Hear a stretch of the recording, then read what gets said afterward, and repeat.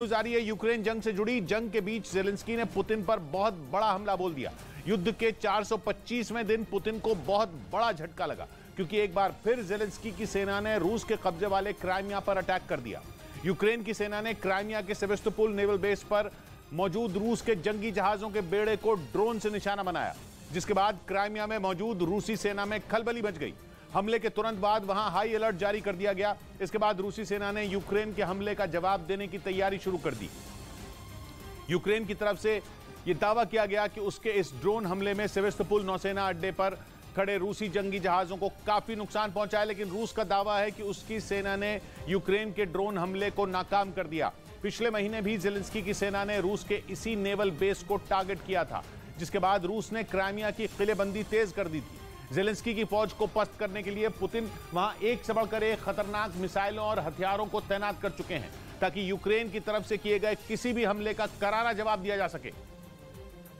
क्योंकि पश्चिमी मीडिया का दावा है कि पुतिन क्राइमिया को लेकर बुरी तरह डरे हुए हैं। उन्हें इस बात का खौफ है कि यूक्रेन जंग के बीच क्राइमिया कभी भी उनके हाथ से छिन सकता है। पश्चिमी मीडिया के मुताबिक पिछले दिनों ज़ेलेंस्की ने कीव में दी गई एक इफ्तार पार्टी में क्राइमिया को पुतिन के चंगुल से छीनने की कसम खाई थी। तभी से ये माना जा रहा है कि यूक्रेन क्राइमिया को दोबारा हासिल करने के लिए बड़ा हमला बोलेगा। और हुआ भी कुछ ऐसा ही, क्योंकि ज़ेलेंस्की की सेना ने क्राइमिया के सेवेस्तोपोल नौसैनिक अड्डे को निशाने पर ले लिया।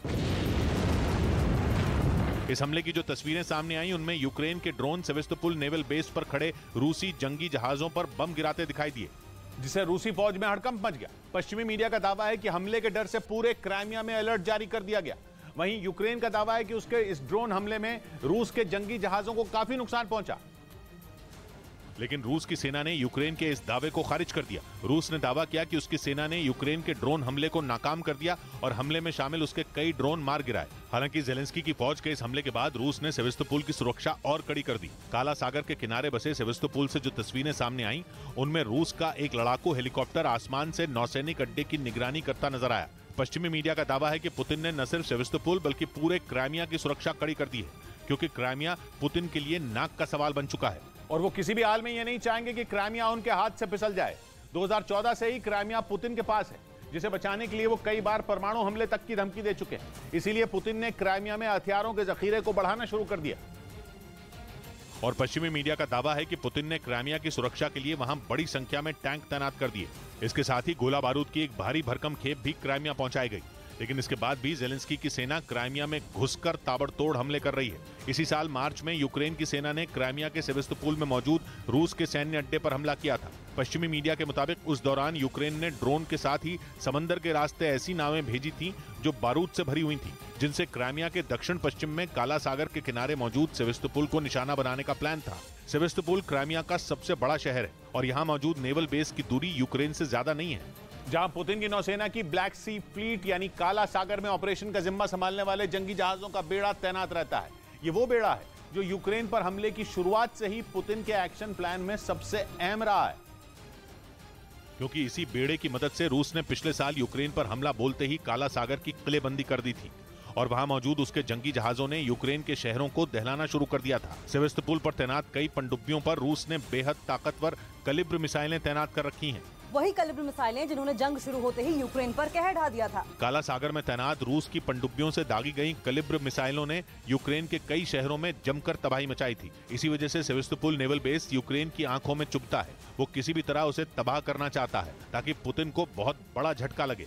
हालांकि ये यूक्रेन के लिए इतना आसान भी नहीं है, क्योंकि पुतिन सेवेस्तोपोल नेवल बेस की सुरक्षा इतनी सख्त रखते हैं कि वहां परिंदा भी पर नहीं मार सकता। यही नहीं, पश्चिमी मीडिया का दावा है कि पिछले महीने पुतिन खुद सेवेस्तोपोल पहुंचे थे, जहां उन्होंने अपने नौसैनिक अड्डे की सुरक्षा का जायजा लिया था, क्योंकि इतनी सख्ती के बाद भी यूक्रेन की सेना कई बार सेवेस्तोपोल नेवल बेस को निशाना बना चुकी है, जिससे उसे काफी नुकसान भी पहुंचा था और पुतिन नहीं चाहते कि दोबारा ऐसा हो।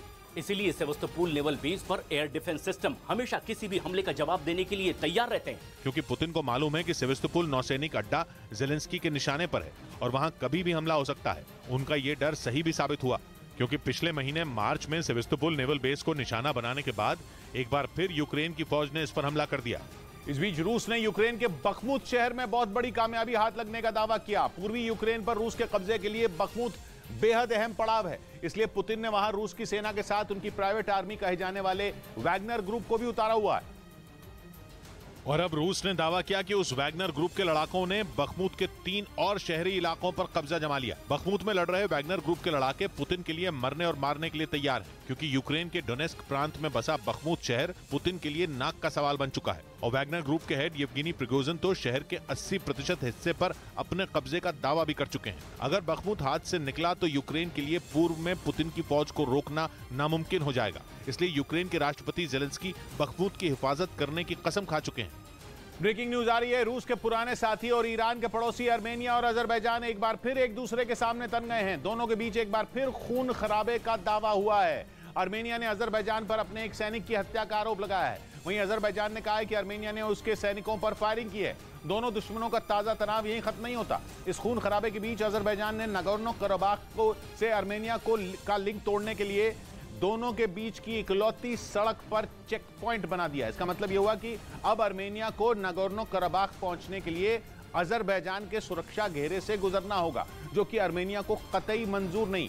यानी आर्मेनिया और अजरबैजान के बीच तीसरी लड़ाई लगभग तय दिख रही है। ये दोनों देश भले ही छोटे हैं, लेकिन इनकी लड़ाई में बड़े बड़े देश कूद सकते हैं। रूस तो इस युद्ध में उतरेगा ही। ईरान पहले ही लड़ने के लिए तैयार बैठा है। उसका दुश्मन इजराइल भी अपना दम दिखाने को बेताब है।